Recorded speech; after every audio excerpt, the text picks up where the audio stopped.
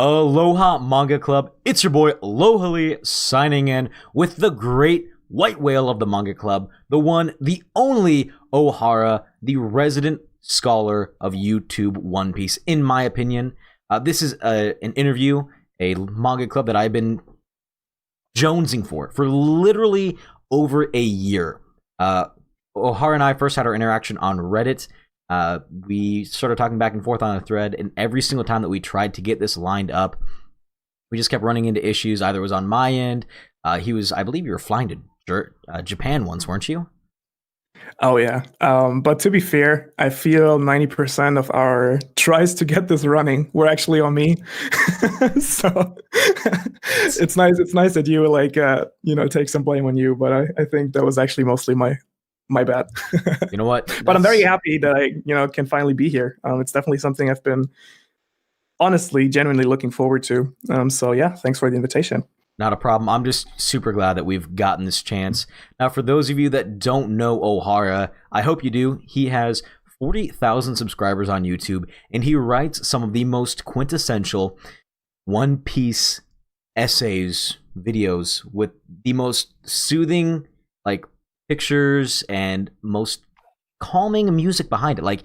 It's an experience, and it's just amazing to watch. Your quality has been top notch since day one. One of your first videos, I think the one that I saw the very first time, was, I believe, let me look back at your channel to make sure. But yeah, I think it was your very first video, how it began back with, and it still only has 1.2 thousand views, and now you're getting 20, 30, 500,000, dude. Ohara, that's absolutely amazing. So now that I've gushed probably a little bit too much, I'm One Piece standing for you. How are you doing today?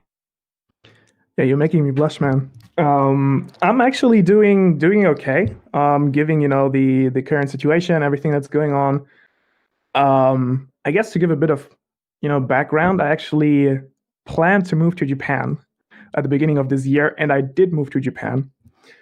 And the original plan was to come back to my hometown for roughly a couple of weeks, finish my dissertation, write my last exam, and then back off to Japan. And then I literally, I stepped on the flight, I think it was March 15th, and they pretty much told me, okay, this is going to be one of the last flights ever for quite some time from Asia to Europe. So you better, feel special. And I was like, oh, damn. So now I'm back, stuck in Europe. It's not that bad, to be honest, because I can now, I was able to focus on things I couldn't focus as well on in Japan. But it's, I'm kind of in this waiting situation, and you never know when you can go back, and feels like a bit, not homeless, but, it's kind of this feeling okay, you're kind of only visiting here. But otherwise, I'm doing really good. There was a lot of European whining right at the beginning of the podcast here. But yeah. You know what? How have you been coping with the situation so far? Sorry. I've actually been doing pretty well. My job is technically considered essential. We do, we create and ship out food to people to their front doors. So we're considered essential. So my life hasn't changed other than the fact that I can't spend copious amounts on my weekly takeout order with my wife. So realistically, I've saved money during this whole thing. That's pretty good. It is, there's some masks. There's some personal things that have kind of been a little bit tougher. For those of you who don't know, my father actually passed away roughly 2 months ago. And so I haven't been able to see my mom in that entire time. We've done video calls, but we're going along as best we can, and thankfully we're still there with technology to support each other. And that's actually how this call is possible, is technology. It's nearly 11 o'clock at night there. It's 10:30, 11 o'clock at night over in Germany, and it is 3:30 in the afternoon. So this is just a great thing, and I really want everyone to get to know you as a creator, why you love One Piece so much, how your creation and your YouTube journey started, and how did you start at such a high level? You know what? Let's start with the very basic thing. What's the worst character in One Piece? Okay. Well, before we get into it, I just wanted to say my condolences, of course, before we get into this. So I I'm happy to see that you find a way to cope with all that. Moving on to One Piece. The worst character in One Piece. We were talking about this before the podcast a little bit, about the Davy Backfight arc, which is genuinely an arc that I either forget exists or like to pretend doesn't exist. And I do believe that Foxy is not like, there are annoying characters that are actually that serve a purpose, and that that actually, having a second look, kind of are well written nonetheless. They serve like a proper purpose. With Foxy, I feel that's just a character. It's there, it's annoying, and it doesn't give me anything as a reader. It just wants me badly to make that arc pass on. You have So I think you become my best One Piece friend. Like, hands down. I agree fully. Foxy is my least favorite character overall. Though I will say, I'm going to, as much as I hate, like, it's my least favorite One Piece arc, but I will defend it to the fact that I think that Oda does put in decompression arcs between every big event, and the fact that we were moving into Water 7, which was probably one of the most emotionally taxing arcs up until the War of the Best.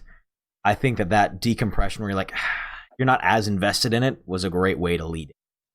I don't like the arc, but I understand why it happened. That makes me feel dirty. I can't believe I just defended Foxy.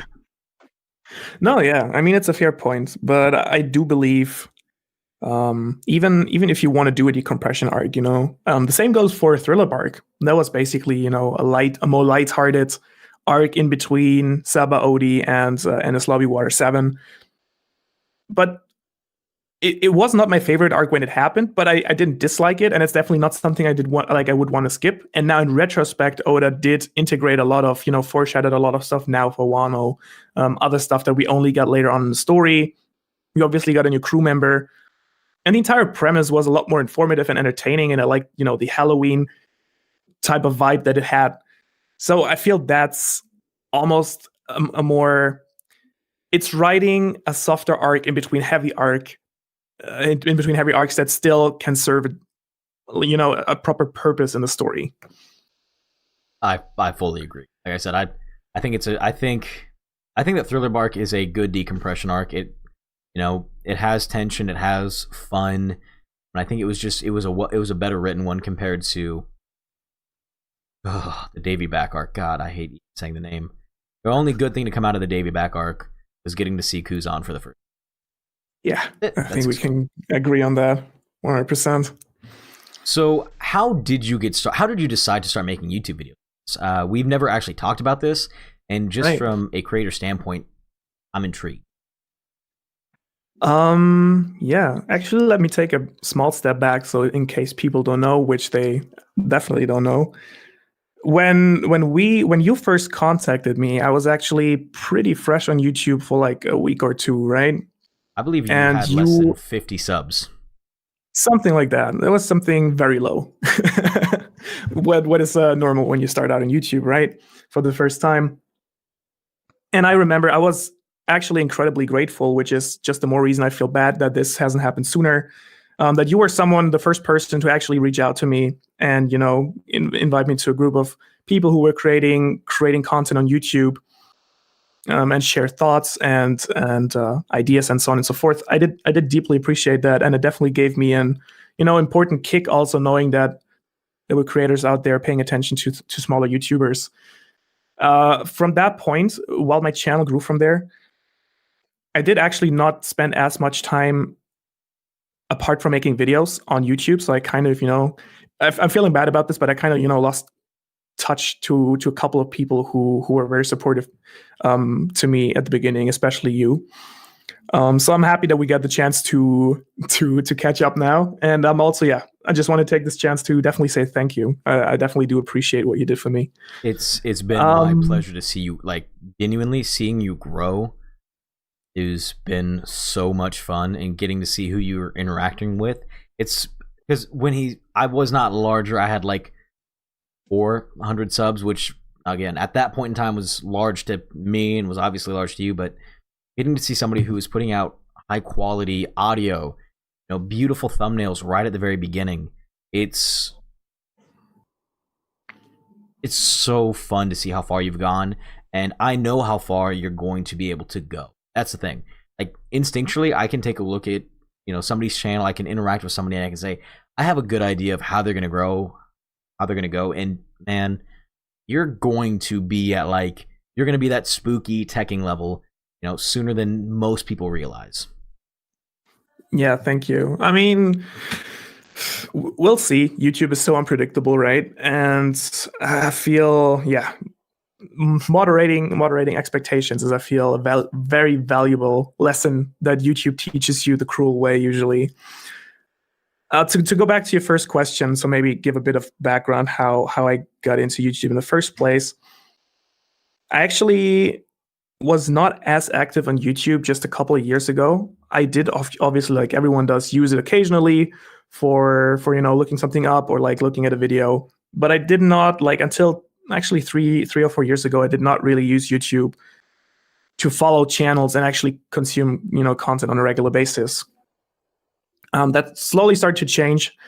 And then when I actually moved to Japan the first time for an internship there, that was when I got really obsessed with One Piece, I would say. Before that, I was just following it, reading it, but that was the first time I had contact, with the community, quote unquote. And I think the first YouTuber I stumbled upon was Tekking back then. I started watching his videos just because I wanted to know, what do people think about who the next crew member is going to be, and so on and so forth. And I started watching his videos, and really enjoyed that, and was like one of the first people, anime related, that I kind of paid close attention to on a regular basis. That then at some point shifted a bit to mostly Joyboy's videos, that I at that point found surprisingly, for lack of a better term, sophisticated for an anime channel. And yeah, it became kind of a routine. I would usually, from my share house in Tokyo, I would bike to my workplace, which was like roughly 20 minutes away in Shinjuku. And I'd usually use that time, like, I'm not recommending it to have headphones on while you're biking, but I was basically using that time to, listening to videos and like chapter reviews in podcast format. And when it was time to leave Japan after roughly half a year, I was thinking to myself, man, like, I'm enjoying just listening to these types of videos so much. I'm wondering, could I do something like this? Like, that would actually be interesting to try out. And I'm a business and engineering student, and I do enjoy what I study, or studied, now that I'm almost done. But I was always, as a kid, very in the creative corner. For the longest time, I thought I'd study art, and then figured out economics and technology might be a better way to go. And after 4 or 5 years, it was the first time I actually, was excited to have the chance to get back and do something creative. And yeah, as with most people who do want to try their luck with YouTube, I assume at least, at first you don't really know what you actually want to put out there. Because the biggest, it seems very easy, but then the question is, what can you actually contribute to other people's lives? And then you very quickly become aware that that's actually not an easy thing to do, or an easy, thing to answer.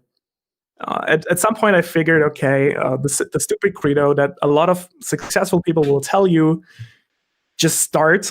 It sounds very stupid, but it's actually what works, because I just started, I put out videos, and I appreciate that you're saying they were good quality back then, but at that point, I was not happy with them, and looking back at them, I really cringe. I keep them up there because I feel like it's kind of, part of my journey, but nonetheless, it's like, I think my first two videos were me trying to re-narrate the first chapter of One Piece. I'm not gonna lie though, as low quality as you think that they were, I mean, a lot of, if you went back and actually saw my first videos, now I'm not talking about the ones on this channel, I'm talking about the ones on my self-named channel, dude, they were bad. Like, I didn't know audio, I didn't know lighting. Your audio was at least good. I was using the internal camera on the I was using the internal microphone on the camera. It was Well, I mean, I think it's better than nothing. Like, it's a place to start, right? Like, you always learn by doing something new and trying things out, and like going the best you can. And at the beginning, if you don't know anything about film, if you don't know anything about film, hit my desk there in all the excitement. Yeah, if you don't know anything about filmmaking and making videos on YouTube, it's kind of a difficult point to start, which is, I think, where many people actually fail at ever posting their first video, because it's just, I don't know anything about audio, I don't know anything about a camera, I don't know anything about editing, and I don't even know what I can tell people that would be interesting. And then people say, okay, well, I guess this is not for me. But actually, like you said, like just going there and like taking a video with your shitty phone camera and, like talking about something you're enthusiastic about, that gives value to people. And you have to start somewhere to get better. It's like one of these stupid things that you actually have to, once to yourself to actually understand why people keep repeating them. You've probably heard it like a shit ton of times also. I've heard it more times than I can count. I mean, I can't count past 10, but I've heard it a lot more than that.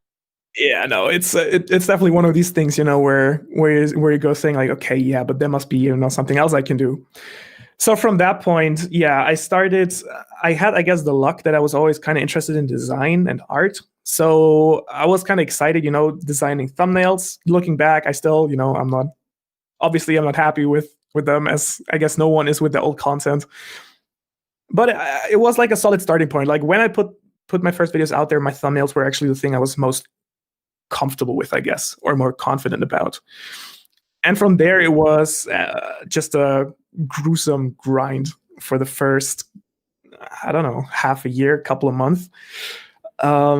Just getting these first 10 and then the next 100 subscribers was, I think, is like a real test for your patience. And it's a really tough moment when you are so excited about creating something and you put so much effort and heart into it, and you have the feeling that people are not seeing it. Like they're literally, it's not even they don't like it, they're not seeing it.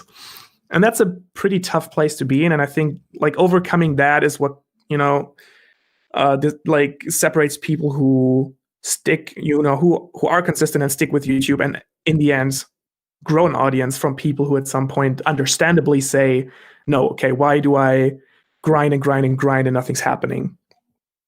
So I kind of made it through that phase also with your help, because I remember you giving me a couple of shout outs in your videos, which gave me like another 10 or 15 or 20 subscribers, which back then was a big boost for me. And at some point later on, I started getting a little better. I bought myself a proper mic. Well, it was not a proper mic, but a mic, which was better than no mic. And yeah, I just kept making content. And at some point, I was more active on Reddit back then. Similar as you discovered me, I got a message on Reddit from a Mr. Morch. And that's where it took off. It's basically he was kind enough to, first of all, recommend me never to ask and share my stuff on Reddit, because instead of having tons of people discover you, you'll just get basically shouted into the ground for even being presumptuous enough to attempt to share your stuff on Reddit. Yeah, Reddit is. Have you made that experience? I literally do not share. Like, I don't even have a tight, like, my Lohali name. I have not made a Reddit. So if anyone's going around using Lohali on Reddit, that's not me. Like, I do not want this channel really associated with it. I did go to YouTubers for a while to try to get advice. Then I started seeing it was a lot of the same advice kept getting kicked around. And I was like, man, this is some okay advice, but we shouldn't be kicking it back and forth every single time like this. This is just nuts. Yeah, no. Maybe I'm just gonna later on I'm gonna go to Reddit and create an account, official Lohali. at real Lohali. If that happens, I will message you first and be like, bro, the hell? Yeah. Well, we'll see. We'll see. Maybe I'll do it. But yeah, it'd be a good prank. I mean, it would be a funny prank for sure. Yeah, and I mean, okay, you definitely have to cut me short, because I feel like I've been brawling a lot. This is no, this is exactly taking a while. Dude, this is the point of it. Like, I'm getting to see an insight from you that, I didn't expect. I didn't know that an engineer, that is awesome. Like, that is a lot. For those of you who don't know how hard it is to become an engineer, there goes a motorcycle. It is absolutely ridiculously hard, especially when you're trying to create content on YouTube. And I think it's actually really interesting that you said that you wanted to go into art, but you became an engineer. To me, the best engineers have a really solid understanding of beauty, and they are artists in their own right. So I think you're not that far off from. I mean, it might not have been the art that you were thinking of, but it's definitely art in some kind. Well, I definitely know a lot of people you would make very happy with that. Yeah, I guess for me it was, since my study program was like split 50-50, business and engineering, I got like kind of both of. I got hit by two very different worlds in a way, like business people and engineers are two very different types of people. But it was I guess a good experience and a good mix to end up in. It was, and for those of you, and so do you speak Japanese, by the way? I guess at this point, I'm starting to become comfortable to answer this question with yes. Slowly. Are you trilingual then? Do you speak three, or do you speak more languages? Because obviously you're speaking English. You can say yes to Japanese, even if that's more than I can say. I know how to say like one sentence that I learned when I was 6, and I'm not even sure if they told me the truth. That was an actual sentence. And I'm assuming you speak. Eigo ga wakarimasu ka?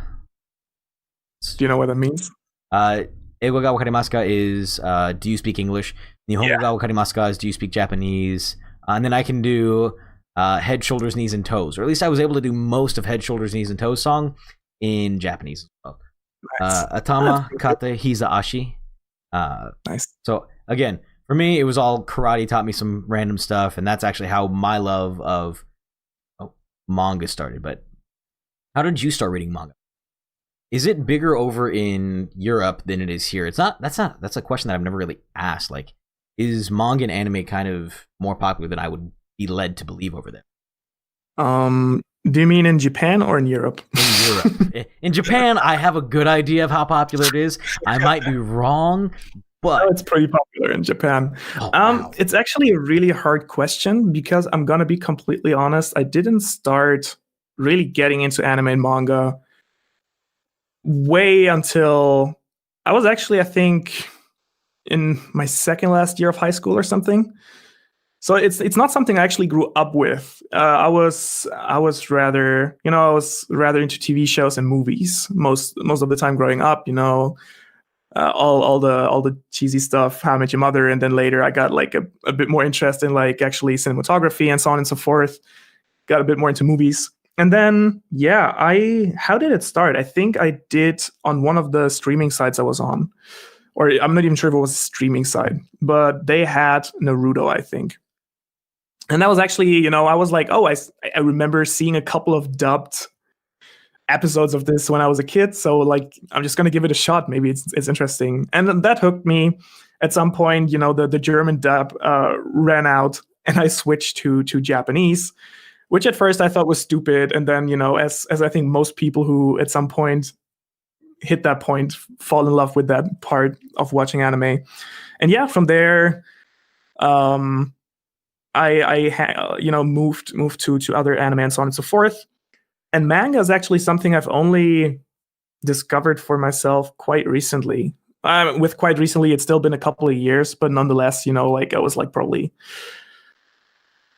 20, in my early 20s, something like that. And it was definitely One Piece. I think I was reading Fishman Island back then. So I hit the point where the anime basically had stopped. There were only weekly releases, and at some point I was like, okay, I kind of want to know what's going on. Might as well check out the manga. Keep reading. I was not a big fan. I thought like, reading still images. I thought, okay, this is basically reading picture books, and I don't get most of the action happening. But obviously, I read. I think I caught up all 60 chapters in one session. That went from you went from like no to oh yes in a matter of one. You're like, okay, I see why Oda is so good. Yeah, no, it was a different experience, and I enjoyed that a lot. And from there on, obviously, I became a weekly reader, and I from that on out, as everyone who's consumed with everything, no matter if it's manga, anime, or whatever it is, maybe movies or music, you start refining your taste. So you kind of go from I like everything because this is dope and this is now what I love. It's my new hobby. Mm-hmm. To like kind of going like, oh, well, I wish this had a bit more depth, or I wish this had a little bit more of this element. And yeah, and nonetheless, while for example, I kind of fell out of love with Naruto at some point, very hard, if I'm being completely honest, especially with towards the end of the story. That last arc was just bad. Yeah. Yeah, no, it was definitely very discouraging to keep going. Like the first half of Naruto, like before, like Naruto pre Shippuden was great. No, I mean even Naruto Shippuden has very strong parts, in my opinion, that are very enjoyable to watch. It's just towards the end, it gets kind of like, yeah. I mean, we could definitely spend a lot of time talking about Naruto and why how he basically shot himself in the leg by introducing a lot of new concepts just in the end of the story. Not even just in the end, like in the final 20 chapters, he was like, "Oh no, we're gonna. This is the actual bad guy. Nope, this is the actual bad guy. Nope, I lied." Yeah, I was like, I sat there and I went, we could have left it at one of these people just being the actual bad guy. We didn't need 4 supervillains because each one makes the other one look bad, which means that when I go back and read it, there's literally no hype behind it. Yeah, exactly. It's actually something I talked to Spooky the other day when I had him on our podcast. We were talking about this entire Naruto thing a little bit, where it's basically, as he correctly pointed out, while in One Piece, for example, you always do have the question, it's a natural question to pop up. What are devil fruits and where did they come from? It's kind of implied that this is a question we should be asking ourselves. Yeah. In Naruto, the question, why do people actually have chakra, is not a question that's ever implied. It's just something that's the world this story plays in. And so trying to answer that question at the end of the story is kind of, shooting an own goal in a way. Like with the devil fruits, we're like, okay, why do they take away your ability to function properly in water? Why can they be transferred into a sword? How can we make fake ones? Like he's leading you to ask questions properly. Like instead of being like, I've never once thought in my life, man, how can Dragon Ball Z characters fire beams from their hands? Never been a question in my mind. It's just boom, they can shoot beams. Cool. Exactly. Naruto. Oh, they can shoot fire from their mouths? Fine. Yeah, that's fine. Yeah, no, it's just, and it's introduced as a natural concept that's just part of this world. Different, for example, like I guess My Hero Academia is like a kind of like a thing in the middle where it's like, okay, well, it's implied that obviously quirks only at some point started to become popular, and they tend to get more powerful and powerful over the generations. So it's kind of like you should be thinking about where did they come from, but it's not like the big question of the series. It's like somewhere in the middle. It's honestly, but yeah, going. Yeah, no, I fully agree. I think there are some questions that just didn't need to be answered. We didn't have. Yeah, no, I agree.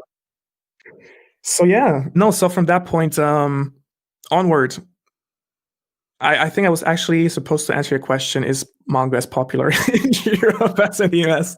We strayed far from that. So to give you the short answer, I'm actually not sure, but I would say that it's similar.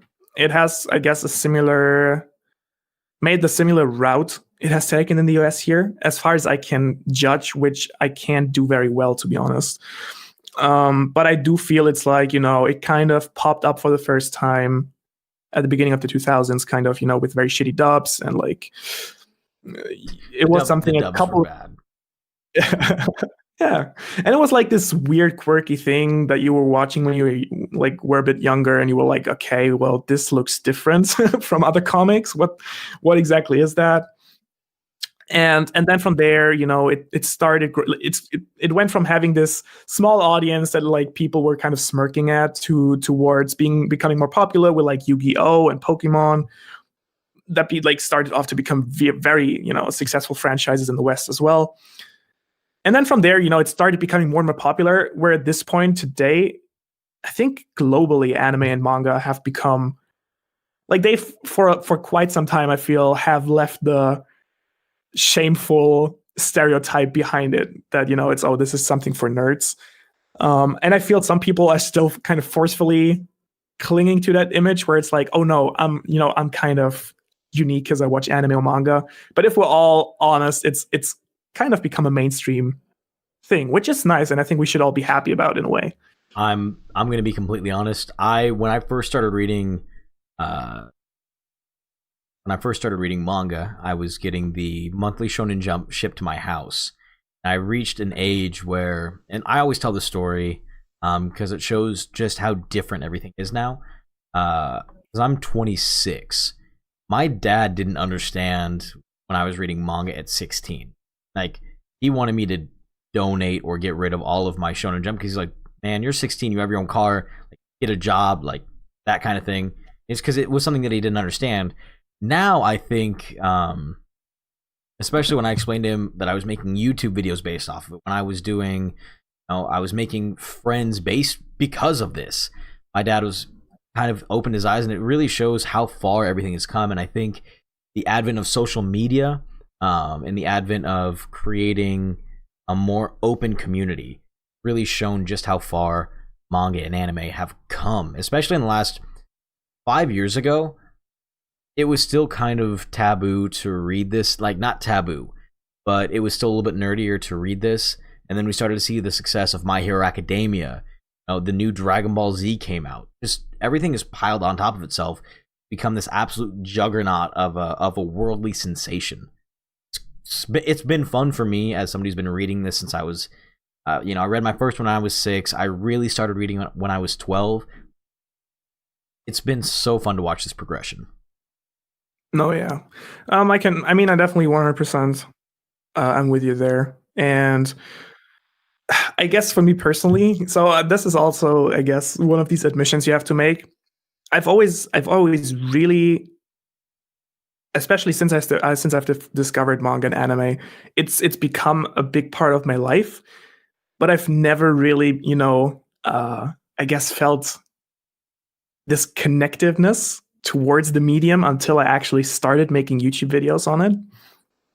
It's like hard to explain, but it's like it was kind of like how gaming was part of my life to a certain extent, but I never felt like a gamer in a way. It's kind of weird, but it was just something I enjoyed doing, and I never gave it too much thought, and I was never active in the anime community or anything till very late on.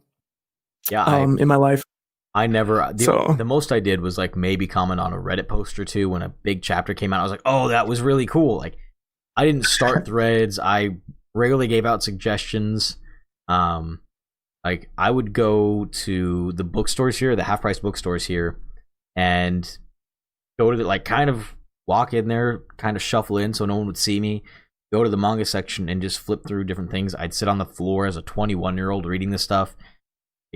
But I didn't participate in groups of people because that's just wasn't how I was raised. And now creating all this stuff for YouTube, creating my first review videos, character discussions, it's really changed my perspective on it.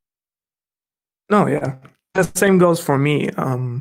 Obviously, when I look at my current videos, I discuss, I like to discuss a lot of storytelling techniques and world building techniques and so on and so forth, character design.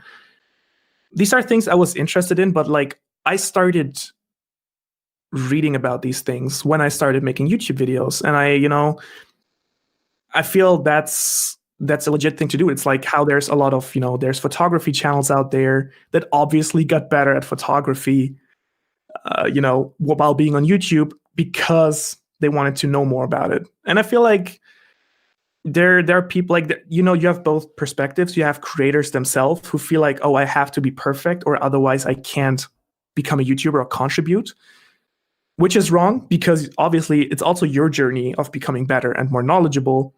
And the same is like people who say, oh, why are you making videos when I know this stuff better than you or whatever, and so on and so forth.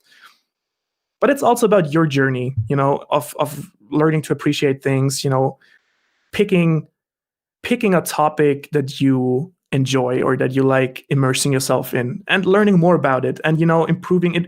I think it would be like for you, it wouldn't like how wouldn't you feel terrible if you would say right now, oh, the level of knowledge I have right now about manga and anime, I'm super happy with that. Like from now on, with the level I have right now, I can make all the videos in the future I want to.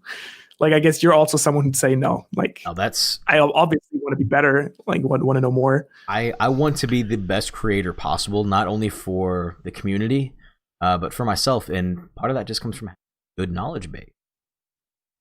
Yeah, and like, if it's something you're passionate about, getting that knowledge is fun, right? I've recently, so something I've like been regretting for a very long time, especially during my high school and university years. As a kid and a teenager, I was a fanatic reader. Like, I would really read a lot of fantasy and like whatever, thrillers, dramas.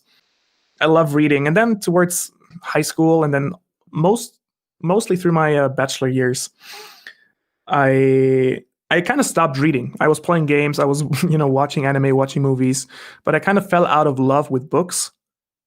And it's something I roughly a year ago I started forcing myself reading again. I said, okay, you're gonna read. Part of my morning routine was making a coffee. Like first of all, getting up, doing a small workout, and then getting a coffee and sitting down and read 25 pages. Like 25 pages is something everyone can do. And just this fact alone, like over the past year, I've read so many books, and I've really could tell how much I missed immersing myself in knowledge and like how enjoyable it can be if you. Oh, is it a dog? Yeah, that was my puppy. Nice. Puppy. He doesn't understand that I do live stream. So oh, he's cute though. He is most people can't see him right now. He is adorable, and he is a little bit. His eyes kind of go gaps away. He's so unfortunate. He's a special. Dogs are the best. Dogs are the best. We have a pocket beagle, so he's not a full size beagle. It's not an officially recognized breed anymore. But he is, a little bit smaller. He's topping out at probably, I'd guess, 17 pounds. Our cat is 14 pounds. They get along? Oh, they get along famously. Like, they will play for 5-10 minutes at a time. The cat will get annoyed, or like walk away, hide underneath something, get on something, and then he'll just bat the puppy on the head and go back and play.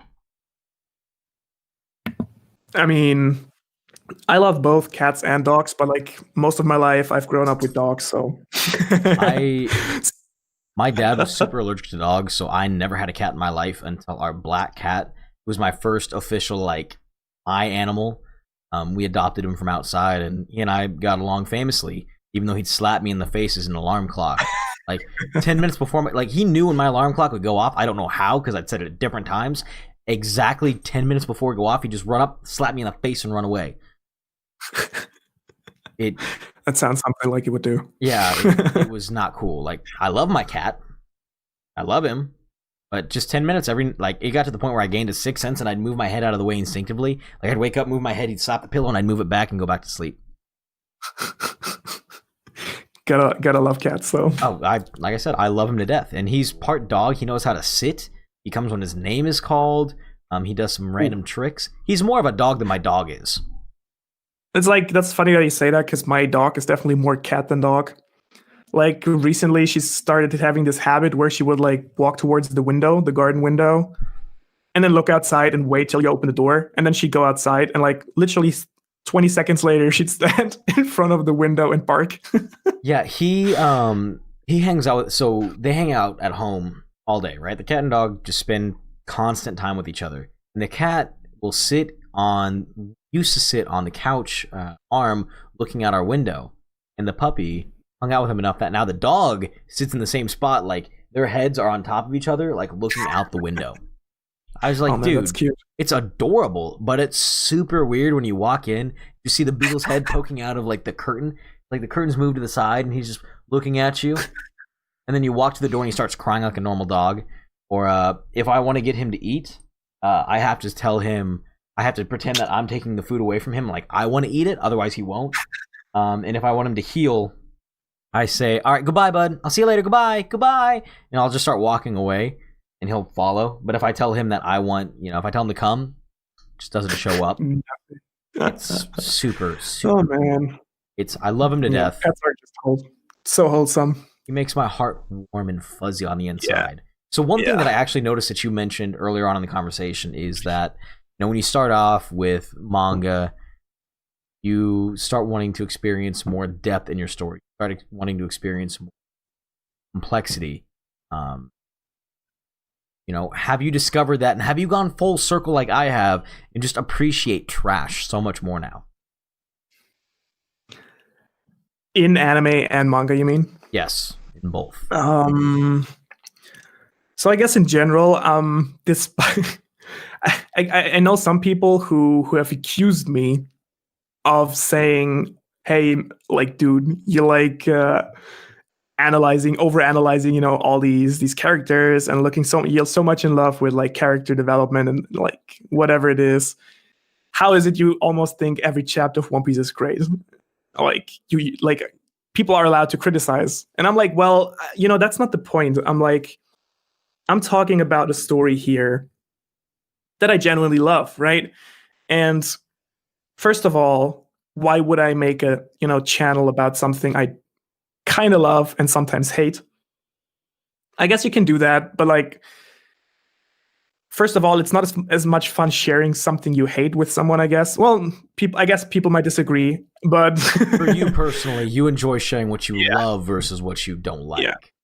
And it's also just the fact that people prefer to listen to, people who enjoy something rather than hate something. So that's the first thing. And then the second thing is I'm just generally someone who is, despite enjoying great storytelling and being, fascinated by what is actually possible and how much thought can go into a story, I'm still someone who's, fairly easily pleased by a, fairly well done, whatever it might be, a manga, an anime, a movie. So I would definitely agree that while in a way, I guess my eye got more honed to like better storytelling and like better manga, I'm still watching quote unquote trash anime, of course. Like it's just enjoyable. Trash is just like, if I've had a really bad day or like it's been a really like hard day at work, I don't want to come home and have to think super hard.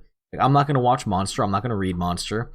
But you throw something like One Piece, no offense to One Piece, it's really well written. It's the story. Everything is. Everyone knows that I stand One Piece basically more than anything. Like, it's One Piece and Harry Potter are like neck and neck for me for my loves of life. Nice.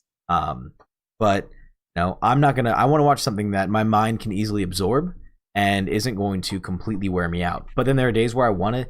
Yeah, you want to taste something a little bit richer, something a little bit more complicated.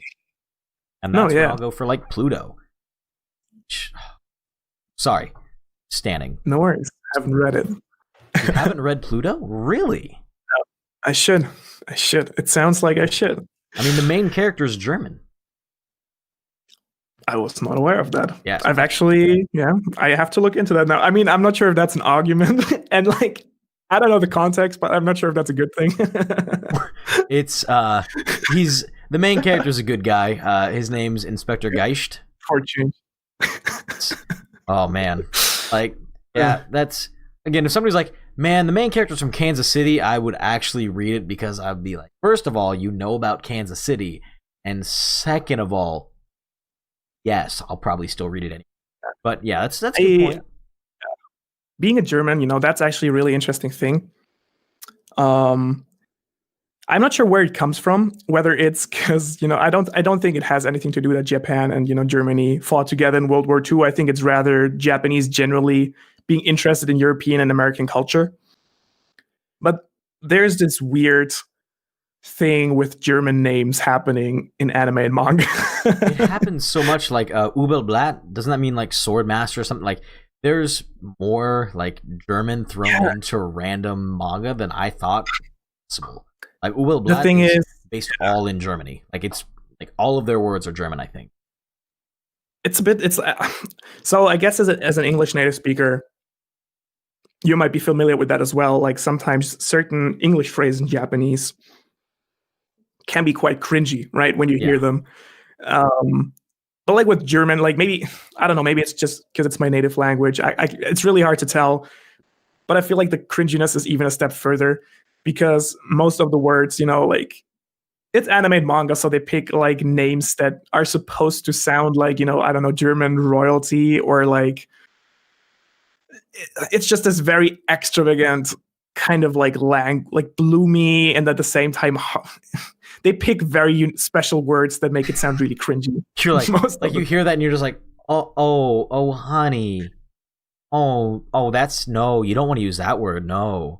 Exactly. So I remember the first time I got like a real cringe attack was when watching, what was it, the second season of Attack on Titan. And like the intro song I think it's called Flügel der Freiheit, right? I can't even And I pronounce was like, yeah, and I was like, okay, well, I'm like, what is that even supposed to mean? Like, it's like wing. I mean, it's like, I understand that in English it's wings of freedom, which kind of makes more sense with the entire American idea, like you have the eagle and so on and so forth and freedom. In German, that does, I mean, it's grammatically correct. It just doesn't make so much sense as a phrase. So it was kind of cringy to hear it. Like, I'm looking at this, I can't pronounce that. Die Flügel der Freiheit. I can't pronounce that last word. That's good enough. Freiheit. Freiheit? Yeah, pretty good. Close. I'm honestly, my only talent in the world is getting close enough at pronouncing foreign. So that's my only talent.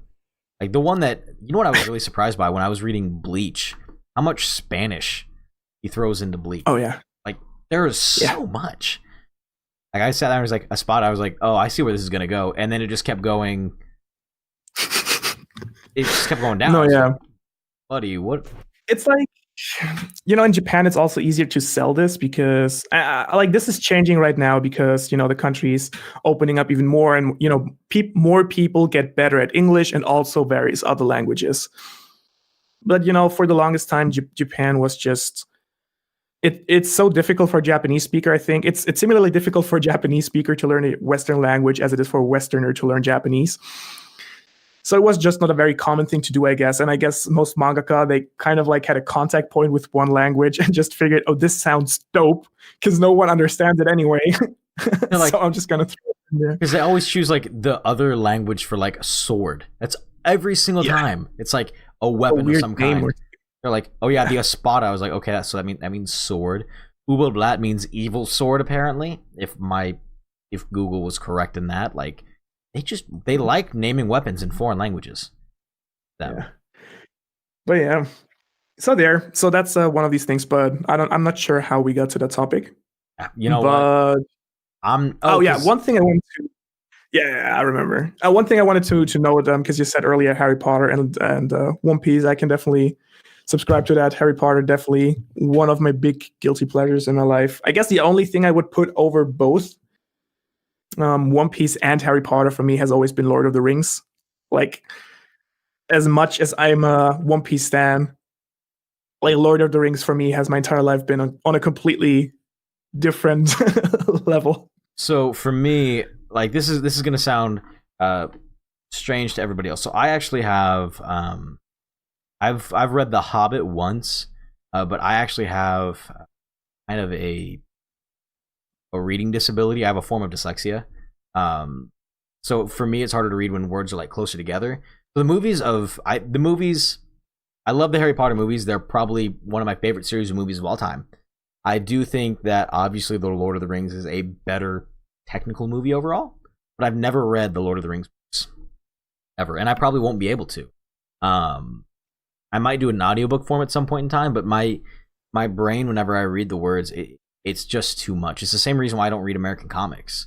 Like I've not read a single American comic in my life because I've tried, and my head starts to hurt. It just can't comprehend what's really weird. Right. Well, I can definitely attest that reading The Lord of the Rings is definitely like maybe taking away some very, I don't know, very fancy literature you have to read in school or something. It's definitely been the most difficult book I've read ever, probably, especially in English. I remember the first time I read it in English, there are so many words that are just not contemporary anymore and like so unique, and like it's such a bloomy, very complex type of language that Tolkien uses in his words. It's more like reading a documentary and less than reading a fantasy book.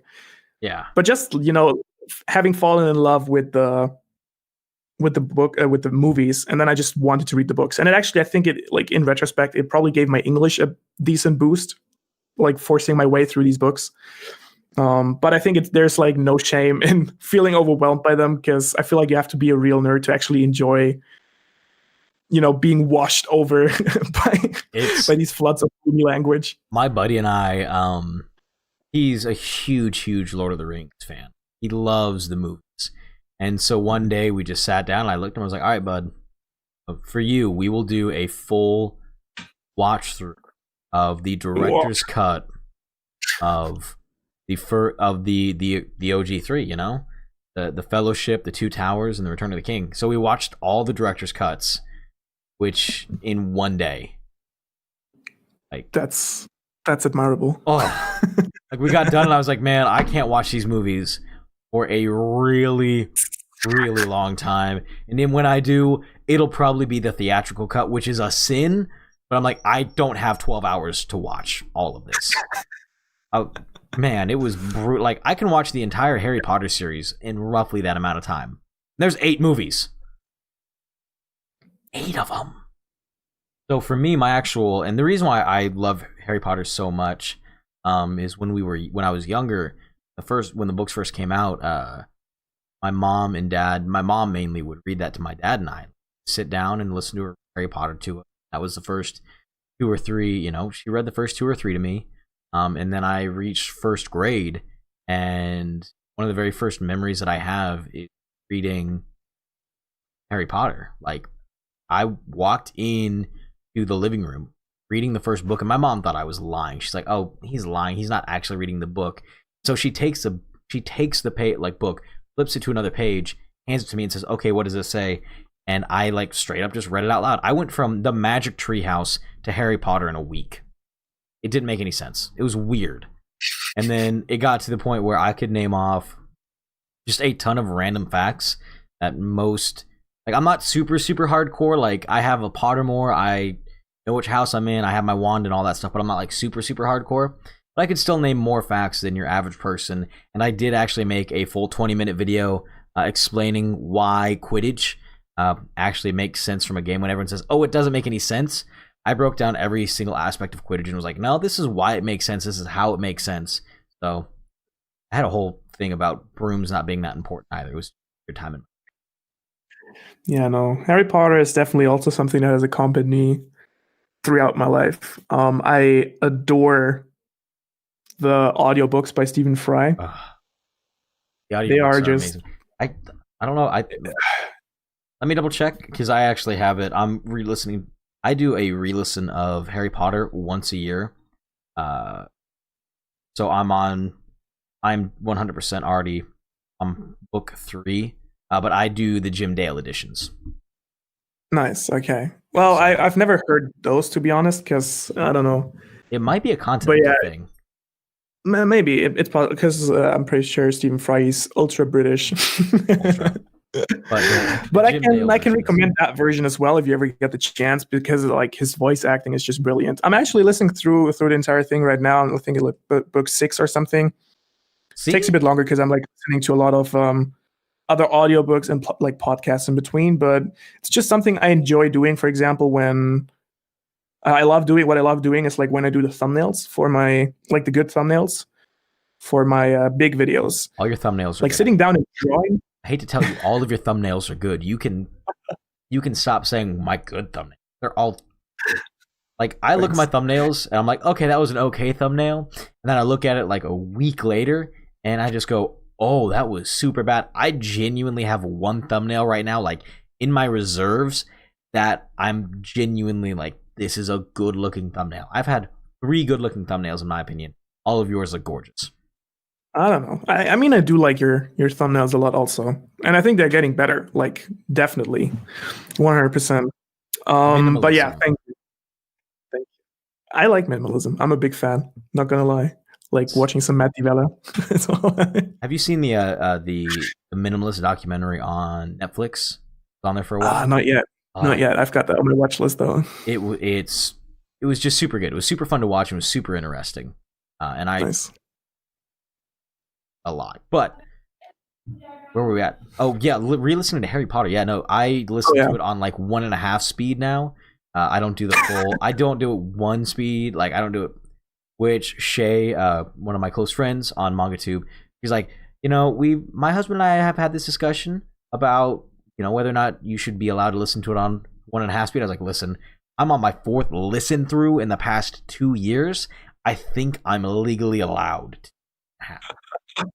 It's like, yeah, I feel like everyone should do, it's like one of these things. I feel like there doesn't have to be a rule about it. It's like the people who, it's like the people who were complaining about people in Animal Crossing who are like Ugh. skipping time and shit. It's like, It's okay, it's just a game. Do what you it's want. it's media. It's consumable media, and you can do with your Yeah, time what you will. This isn't like it's not, it's not wine. no. This isn't even then wine. I mean, Yeah, drink it, drink it. it, chuck it if you like. Okay. If I you have got done the money. some. I don't do wine. I do a nice whiskey, a nice scotch. Like I do brown liquor. Oof. Ah, yeah. I'm good old German. Go with a beer, and then maybe if I fancy gin tonic. See. I do bourbon aged ales. My go to on beer. That is very American. Yeah, it 100% is American. Like No to Bud me, Light. no, I don't like light beer. I really don't like light beer. And this is gonna sound very strange. The lightest beer that I like is gonna be like a Modelo Negro, uh, which is a super white way to say it. Any accent on there. But like a Modelo Negro is delicious. To me, American Guinness. Uh, I've gotten one of my friends brought over. They somehow got a pack of like actual Irish Guinness. It's delicious. American Guinness, like I chug that. Like it's light. Like I will have that 2 or 3 of those with a meal if I want to drink a Guinness. Right. Well, I guess as a German, I'm gonna refrain from commenting on the quality of American beer. I'm gonna be honest. American beer like Budweiser, Anheuser, all of that, terrible, absolutely terrible. But on the other side, I'm not gonna lie, you guys make a fantastic whiskey. The bourbon is like great. There's actually Really good.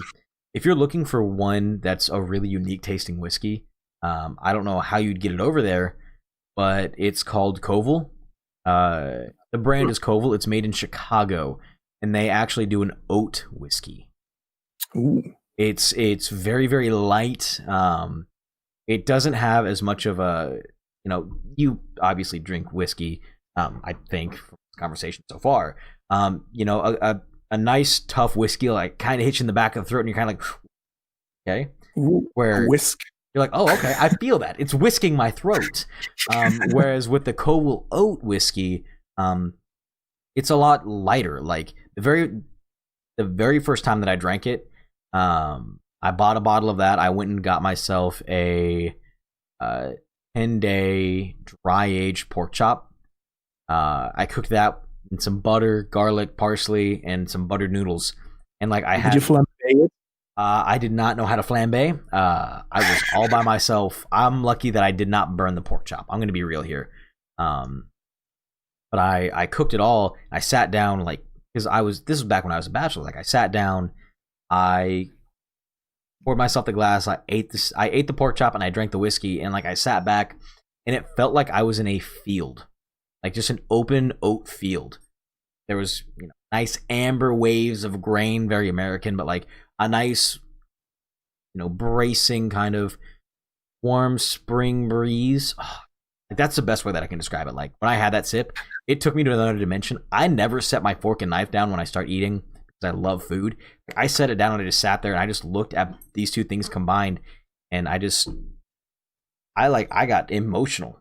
It was one of the best meals I've ever had in my life, and that I make sure that I eat high quality food, and I'm the most impressed with that. I'm pretty sure you could get like a sponsorship for what you just said. I will reach out to them and I will sell it to them at all points Just in tell time. that. By the way, everyone, sorry for Tater Tot. He's right there, directly behind me. That's good. It's good. He's Dogs trying- need to dog. Dogs do need to dog. I think he is reminding me though that we are getting close to the end of our hour, which is super sad. Like, Yes. this is such a fun conversation. I'm so glad that we've finally gotten to do this.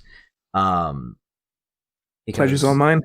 It was a lot of fun. Honestly, this is the conversations that I get to have with, creators. One that I've never gotten to talk with before, but creators that I've been trying to reach out to for a while are always super fulfilling, especially when it's somebody like yourself who has so much knowledge, such a depth and breadth of knowledge, and you have the ability to get it out of your brain properly. That is, I struggle sometimes. I'm a good gift of gabber. I don't know how I got that, but I can gab really well. But the way that you speak is so eloquent, and the way that you put your thoughts out there, it's very calming and relaxing to know you have this thought process. And I want to say thank you so much for sharing this with me. Like, I feel like I've grown a little bit more through this conversation, and I can't say that every single time. So, Ohara, thank you so much for being on. Yeah. No, ooh, you make me blush. Worse than my girlfriend. My God.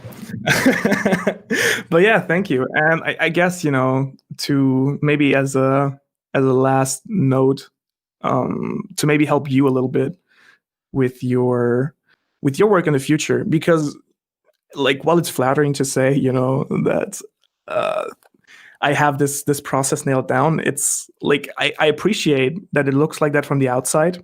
And I feel like that's the art, making it look seamless. Yeah, that's. But the truth is, obviously, 90% of the time, I'm questioning myself if this is like, how do I put this out? Does this make sense? Is this just gibberish, what I'm just putting together here?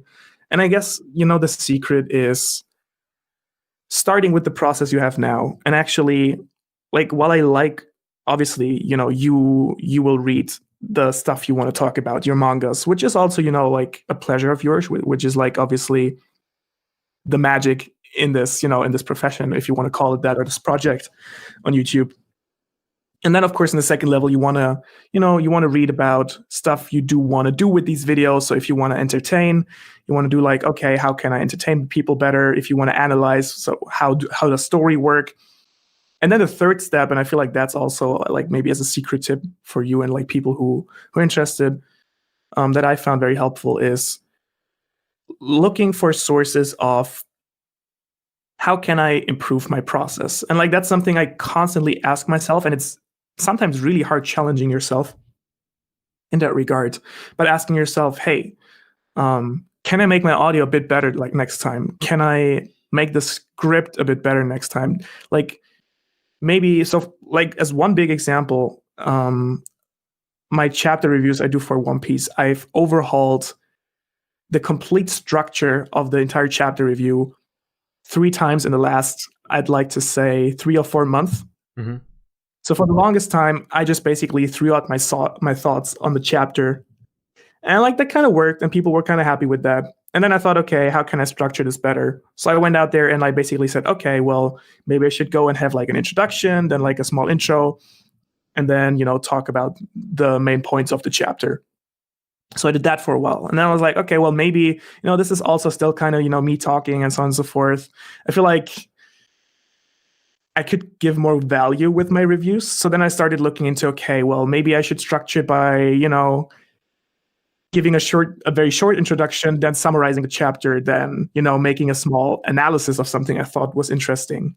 And I did that for some time. And at some point I was like, okay, well, this may sound a bit too, robotic and like a little bit too analytical. So I changed it up a bit again, where now I'm trying to, make it a bit more natural, like a bit more me, giving it a bit more emotion and personal touch, which I feel is a lot more important with the chapter. So, it's stuff like this. And I'm pretty sure like in a month or two, I'll be like again saying, oh, this is, not the way I want to do it. But it's like looking at these things, whatever part of your editing process it is. Like you just told me, you bought yourself like a proper, spotlight, well, shit, that's not the right word. What was a ring key light. light? Thank Key you. light. We'll call it key light. Yeah. Lighting. Whatever. Proper Yeah. lighting. But like it's yeah, proper light. Well, it's like, you don't need it, but like it's like the small step that makes it a bit better, and then you make something else a bit better. And even though like these small things in itself may not make, the biggest difference in the world, like doing things constantly a little bit better will accumulate like in the long run, right? Like as it does with everything. So I guess that's the yeah, that's the piece of advice I guess I can share with you.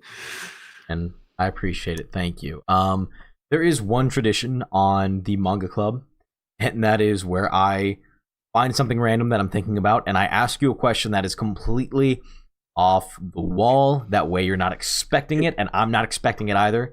Examples have been, what is your favorite food? Why is it How much can you burritos? live? See, you're good at this. You're too good. You are too good. If you could choose one piece of equipment to upgrade and everything else had to be budget, you could choose one piece of equipment to upgrade for yourself, what would it be? Oof. This is a very good question. The honest answer is my laptop. And then the even more honest answer is I just did that 2 weeks ago. See, I can respect that. Like, I sat there and I was like looking at all my stuff. I was like, well, I have a $20 ring light, $60 microphone. I've dropped $700 into my computer. I think I know where I would upgrade every single time. Right. Well, yeah. For me, it is like I got like the Blue Yeti was definitely like getting a proper mic was definitely an investment I did very early on. Mm-hmm. And that was a high level investment, but I feel like it's not necessary. But I liked having good sound quality. I'm not using a camera, so I'm not dependent on a good camera. I'll bring you to the dark side eventually. Yeah, maybe it's not a question. I do like to do photography though, so I do have a camera, but that's what camera do you have? Topic. See, now you have me curious. Canon D90. That is a very nice camera. Yeah. And then till recently, I was using a very old MacBook, like a very old MacBook. It was like 9 years old. And my videos, my video render time, especially for the podcasts, at some point, the last couple of months shot up to 11 and a half hours. And I was like, okay, this is this is not a situation that's acceptable anymore. And like, that was not the worst part. I guess the worst part is, editing video or audio and like basically doing every click you do, having to wait 10 or 20 seconds for it to, register. So I scratched together most of my savings and got myself a proper new laptop. So right now I'm pretty happy, and I also don't have money for any new investments. Yeah, I feel your pain on the computer, because I had the computer that I was running originally. It wasn't bad. I liked it as a computer, but it wasn't like a 5-minute video would take it like 4 or 5 hours to render, like 3 or 4 hours to render. And now the longest videos to render are the Manga Club episodes, because I do actually do a little bit of, post editing, just some minor tweaks here and there to make myself look prettier, which is super hard to do. But an hour plus of content normally takes 3 hours, 3.5 hours to render, which is awesome. And then my internet speed is so good. Like, the episodes upload and process, like the episodes get uploaded in less than a minute. That's pretty chill. I would say that's pretty good. Yeah, Google Fiber was a victory. That's why Kansas City has some okay things, but Google Fiber is one of the best. Yeah. No, I can definitely agree. We got fiber cable here last year, I think. And just going up from I don't know, what was it, like 500 kilobyte or something? Ridiculous. Like now I have like a download speed of like 250 megabytes a second minimum. Yeah, it's ridiculous. That's very nice though. Pretty decent. That is fairly decent. But we are going to stop the call right here, unfortunately. The recording, anyway, right here, unfortunately. So basically, tell everyone where they can find you. You will be linked in the description down below. So what projects do you have coming up? And where can everyone find you? Great question. I'm actually overhauling or kind of, updating my entire channel at the moment, thinking how to improve things. So there will be a lot of different content popping up. I'm slowly, this is actually a first. I don't think I've shared this before, but I'll be spreading out from one piece. It's time to expand a little bit, I feel. So I got a couple of projects upcoming in that regard. Otherwise, if you wanna find me, you can find me on Twitter at Ohara the Fox and on YouTube at Ohara. That's pretty much it, man. It was thanks so much for having me. A big pleasure. This was keep doing absolute way. Thank you. Like maybe I'm going to take this last chance to just share with your audience also that I do think that this podcast that you've set up, or this the manga stream in general, the Manga Club, is a really nice concept. I do appreciate that highly. I think it's a very valuable thing. I think I told you before already, for the audience, for your, for forming new relationships, also for learning something from each other. I think, you're doing a great job. I know from experience and having known, having followed your work over the past almost 2 years now, I think that it can be a struggle sometimes, but I know, man, that your content's getting better and better, and I can see that you're almost hitting 1,000 subscribers. So I'm sure that that'll be something we'll be crossing soon. So keep going, man. I'm close. I gotta keep with the big C. That consistency. Consistency is the most important part for me right now. I know that my quality is. I'm not gonna say good enough, because my quality will never be good enough for me. But my quality is good enough to take me to that 1,000 mark. It's just consistently posting content. Taking a 4 month break was not the greatest idea, but it needed to happen. But thank you so much for the compliment, Ohara. Like I said, thank you so much for coming on.